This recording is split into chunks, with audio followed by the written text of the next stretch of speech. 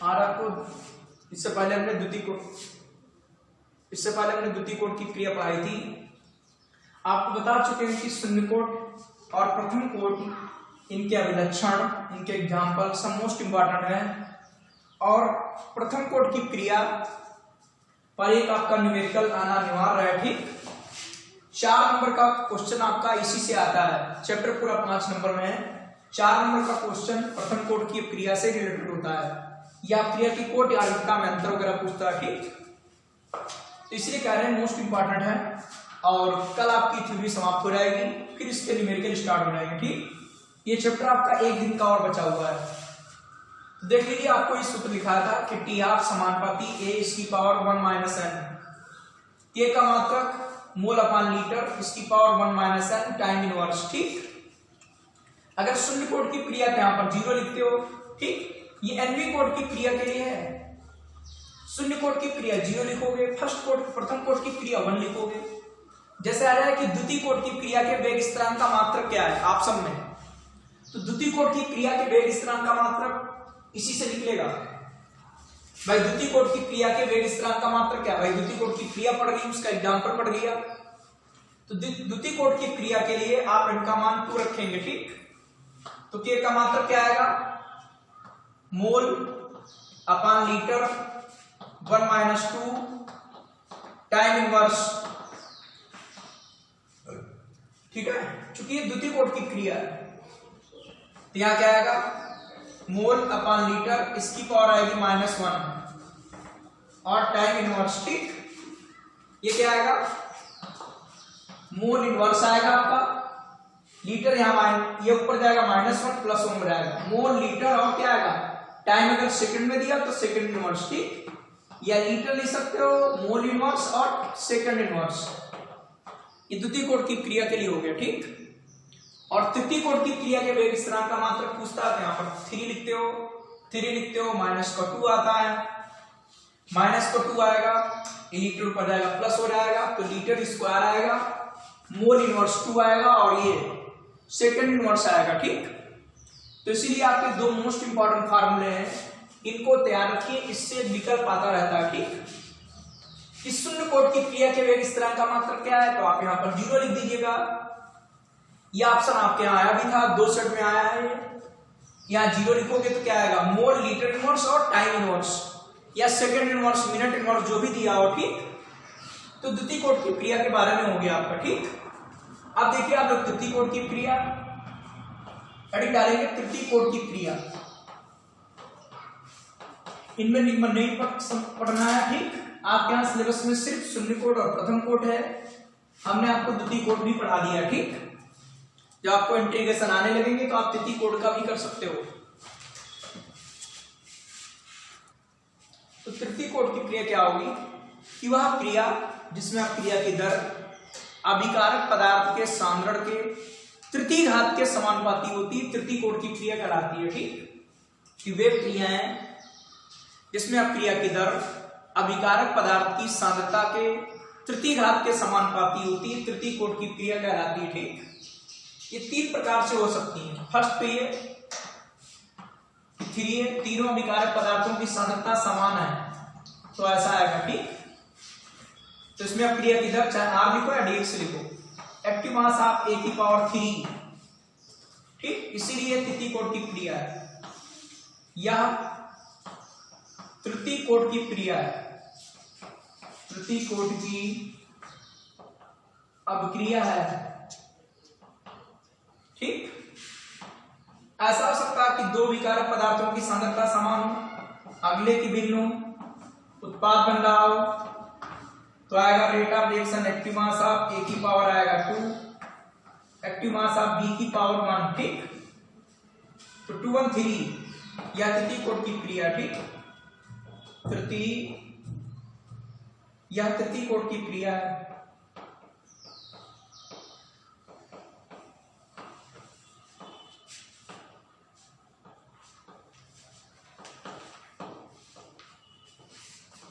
सी number हो सकता है तीनों विकारक पदार्थों की सांद्रता भिन्न भिन्न हो, तो ऐसा होगा उत्पाद। इसमें अब क्रिया की दर active mass of a active mass of b, active mass of सी।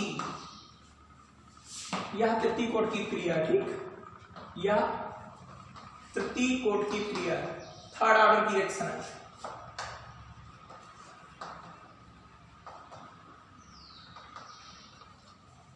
सामान्यतः क्रिया की कोट 3 होती है, ठीक, कुछ क्रियाओं में 3 से अधिक आती है, नहीं तो सामान्यतः 3 तक। ये बात सबको समझ आ गई कि नहीं?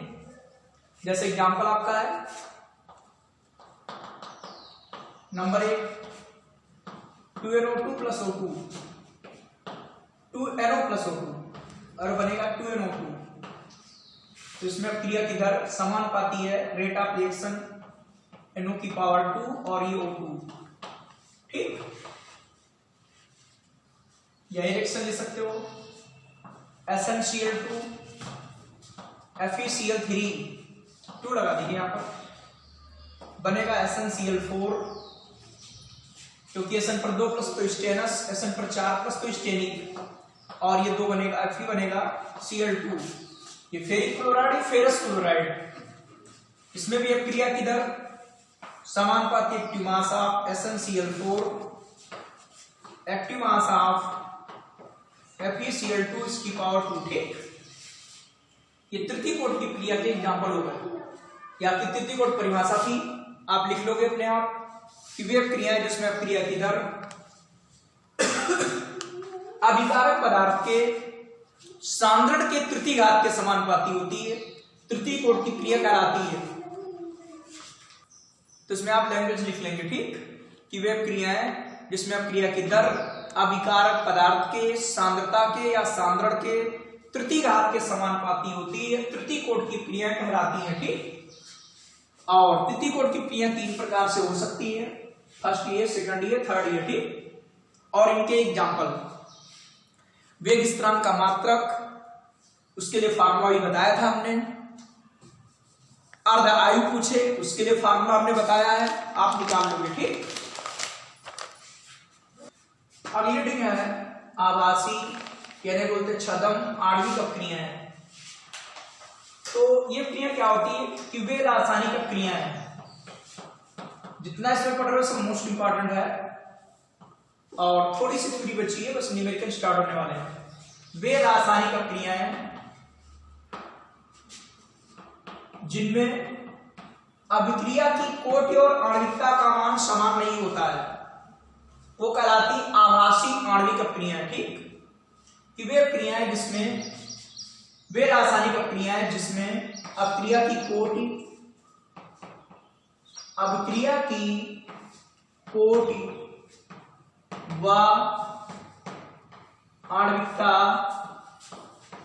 का मान समान नहीं होता है, समान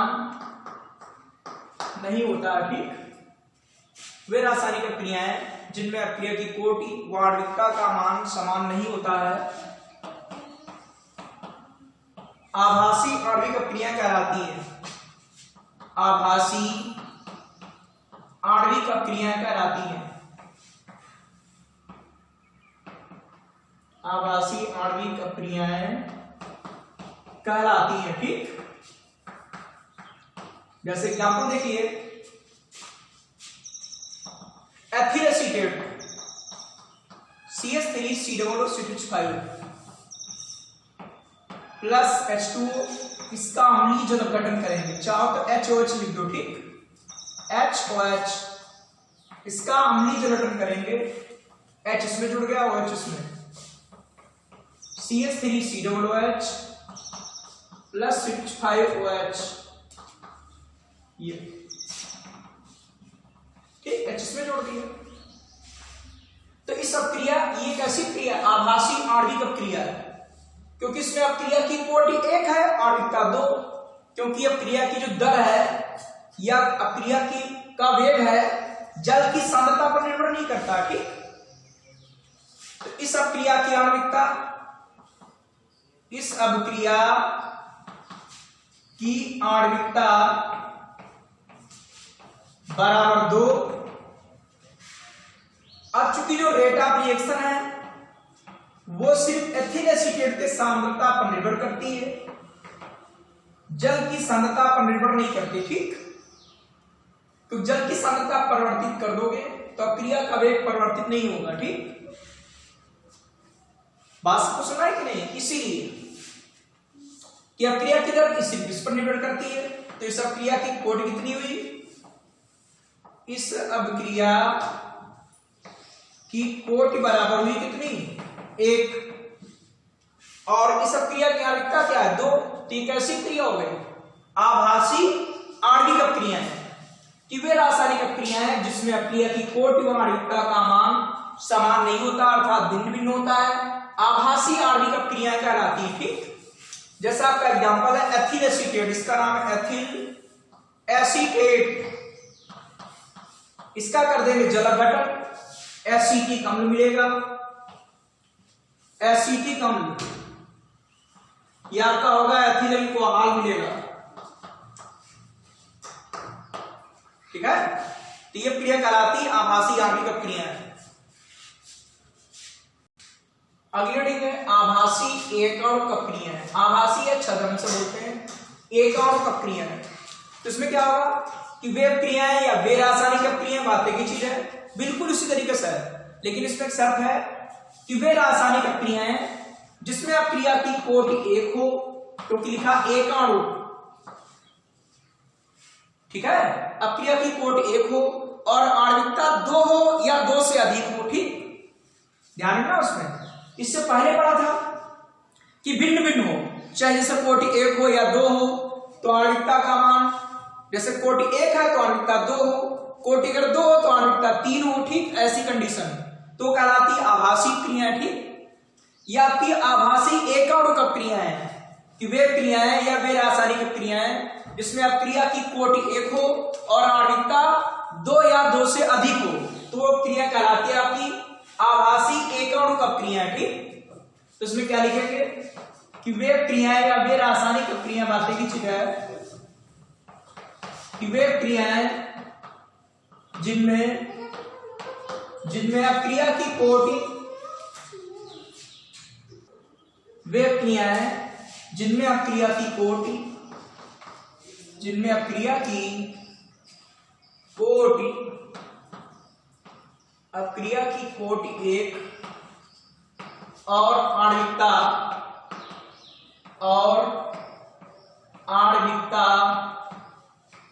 2 या 2 से अधिक हो, 2 या 2 से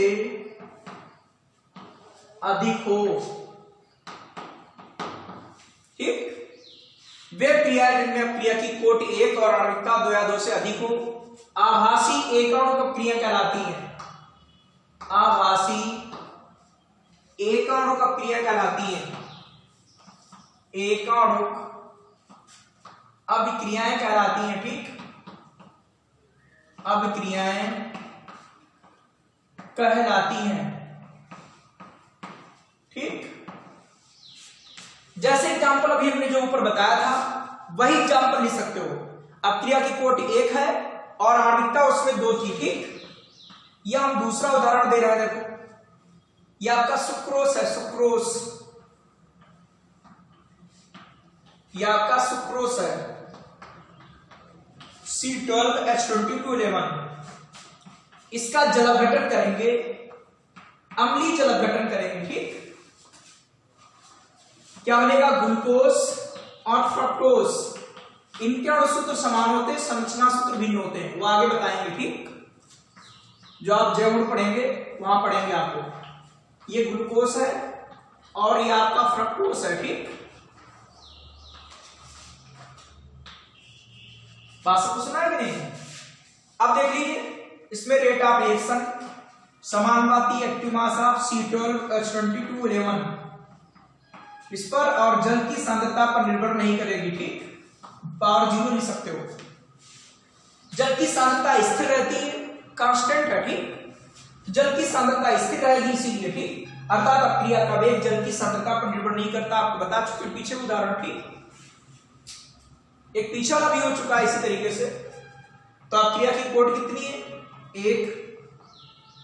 अपक्रिया की कोटि बराबर 1 और अभिक्रिया की आणविकता बराबर, अभिक्रिया की आणविकता बराबर 2, ठीक, या 2 से ज्यादा आ जाए तो वो क्रिया कहलाती है आपकी आभासी एक आणुक क्रिया, ठीक।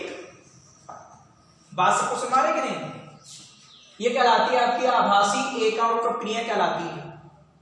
तो आप इनकी तैयारी कर लेंगे और इसके आगे आपको अगली वीडियो में मिलेगा।